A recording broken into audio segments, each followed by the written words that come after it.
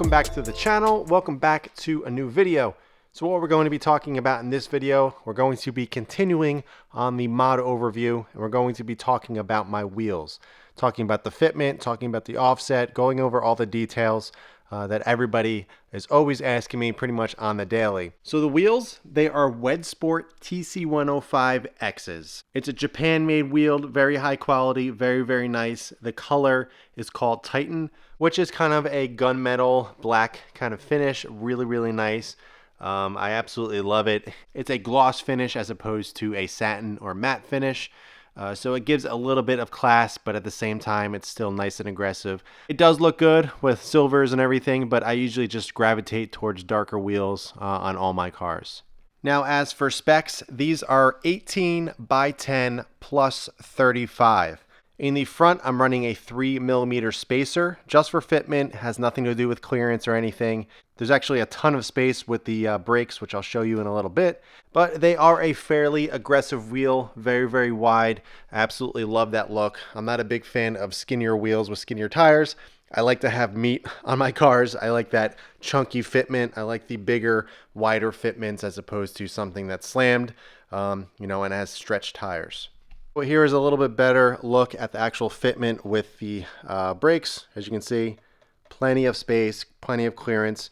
I did not need to run the 3mm spacer for the brakes. They cleared just fine. I just wanted a little bit more aggressive stance up front. That is why I am running them, but absolutely love this fitment. Now, in terms of tires, these are Michelin PS4Ss, one of my favorite, actually my favorite summer tire out there. Very, very quiet, great for daily driving, but they handle extremely well in both dry and wet, which is great. A lot of the dedicated summer, extreme warm weather tires, they do great in the dry, but once it starts getting wet or rains out, they basically become slicks, and it is not the funnest thing in the world. So these are kind of the best of both worlds. Love these tires. I always choose them any chance that I can. But these are 265 35/18s all around. Now, in terms of overall fitment, I'm running -3.5 all around. So on the rears, the fronts, everything. So it is fairly aggressive, especially if you're using this set for a daily driver. But this is not my daily driver, so I can get away with going a little bit more aggressive on the overall alignment. But that is what it takes to get such a beefy tire on such a wide wheel on these cars. So if you want to run something like this, you're going to have to run a decent amount of camber. Now, you can probably get away with it if you're running a little bit higher height than me. I am fairly low. Everything there's pretty much no gap. You can hardly get your finger in anywhere. So it's pretty low compared to stock. Now, my rear fenders are indeed rolled. They are not pulled. So it is a stock fender look. It's not pulled or anything like that. I am not a fan of pulled fenders, especially on something like this. I do not think it looks good. And, of course, it is permanently damaged. If you ever were to change up your wheel fitment or you were to sell the car on stock wheels, it just looks really funny and looks terrible in my mind. So yes, rears are completely rolled flat. The fronts are completely untouched. I repeat, do not even bother rolling the fronts. I assure you it will not turn out the way that you want it. It's going to cause more trouble than you care for. The actual wheel liner inside, which I am still running by the way, is not going to fit right. They're going to fall out. So don't even touch the fronts. Just work on getting some negative camber to get these to fit properly. Now, for the lug nuts, these are made by Project Kicks. They're actually a two-piece lug nut. So this is actually a shell, and it gives it that open-ended look, but they're actually closed-ended. So if you look in there, hard to tell on camera, but it's actually closed off, but it gives it that look. And the reason why they're two-piece is so these always look nice. They always look brand new. I always hated when I spent a lot of money on really nice lug nuts and then taking them on and off with a tool. It ends up scratching them and they just get ruined over time. But these are really nice because this cap comes off and then the actual lug nut is underneath, so it stays looking fresh at all times. These are by far my favorite ones I've ever ran.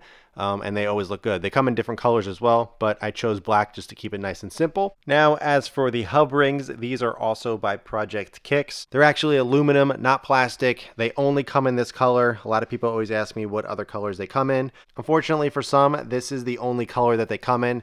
It is a gold-like finish, very, very nice, gold orangey. And I always prefer getting aluminum hub rings when I get the chance. Plastic ones tend to crack over time, and aluminum ones, I never really had that issue before. So if I have the chance, I always go for aluminum hub rings. Plus, it looks a little bit nicer, especially if you're not running caps like me.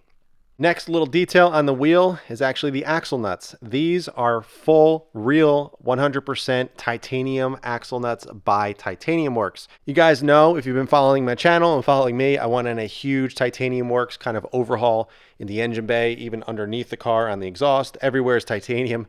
So I went ahead and got these really, really nice titanium lug nuts. Now, yes, I'm sure going to get this question, but as you can tell, it is not dented in. Titanium does not dent like a normal bolt would, so you can't do that. But I just used some blue Loctite, tighten it down to the torque spec, and I never had an issue. But absolutely beautiful. And again, these are real titanium. It's not fake. It's not just a colored bolt. It's actually fully titanium, which is actually much less prone to corrosion and getting gross over time. And especially for somebody like me that does not run caps on these wheels, it is a beautiful look. Now, yes, these wheels, you can get center caps. However, I'm not a big fan of the ones that they offer. They kind of bulge out really far. They're not the greatest looking thing. They do come in black. I was thinking about picking up a set just to try it out, but they're fairly expensive. They're over $200 for a cap set. The really nice part about them actually though is the cap is actually a hub ring and a cap. It's actually integrated into one piece. So the caps actually go through the back of the wheel, and then it has the hub ring all integrated into the cap on the back. So it is a really nice, I guess, overall nice cap. I'm just not a big fan of the look. If they had a flat version, I would probably pick those up. But since I'm running the really nice Titanium Works axle nuts, as well as the Project Kicks hub rings, I kind of just prefer that look, open-ended, looks more aggressive, and it gives it that unique look that I absolutely love. Now, in terms of overall height that I'm at, how much lower I am from stock, I am not 100% sure. I do not remember what the height was on a stock STI, but if you guys are curious about my height settings currently, I'll link a video in the top right corner when I got my alignment. I went over all the measurements, and that is what it's currently sitting at. So it is fairly low. I am about 3 inches from the ground, so it is pretty low. So if you are daily driving in an area that is not road friendly, not lower car friendly, you're going to have some issues, especially if you're running a carbon lip like myself. But it looks really good. I absolutely love this look. I love the height. I love the fitment of the wheels, and I love the way it handles and just everything about this setup. And to finish off this video, going over the last detail that I get asked all the time: do I rub? No, I do not. I do not rub anywhere on the entire car whatsoever, whether I'm driving hard, whether I go over a speed bump, or anything, a dip in the road. I do not rub. And the main reason for that is because of the camber that I'm running, as well as the rolled fenders in the back. So I was very, very adamant about getting a wheel set and fitment that I would be able to drive, because obviously this still does look good, but I like to drive even more, and I don't want to be held back by the fitment of my wheels. I can always appreciate a nice slammed, bagged STI or car for that matter, but in reality, I just like to drive my cars. I don't want anything holding me back, like a wheel fitment or how low I am. I don't want that to hold me back from enjoying the car to the fullest. So no, I do not rub anywhere. Granted, I am the only one that drives in this car, so I'm sure if I had a full car of adults, friends, I would probably rub, but I'm the only one that goes in this car. So that is a big reason as to why I don't rub.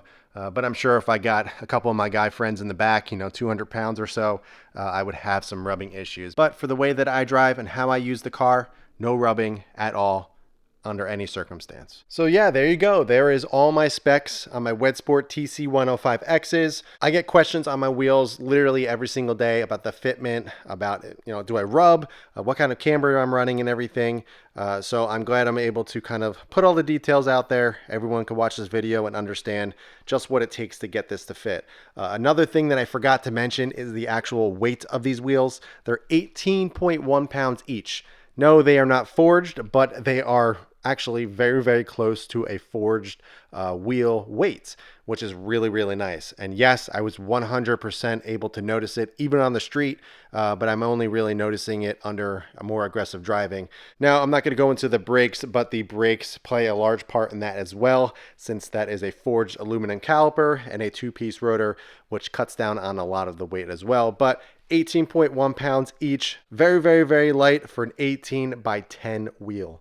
So if you guys have any questions at all about my fitment, about the wheels, about the tires, about the camber, about anything that I just mentioned in this video, please leave them in the comments below. I'll be more than happy to go into detail and explain a little further for you guys. But that's it for this one, guys. I hope you enjoyed it. Again, any questions, ask them below. But in the meantime, keep it clean, keep it simple, and I'll catch you guys in the next one.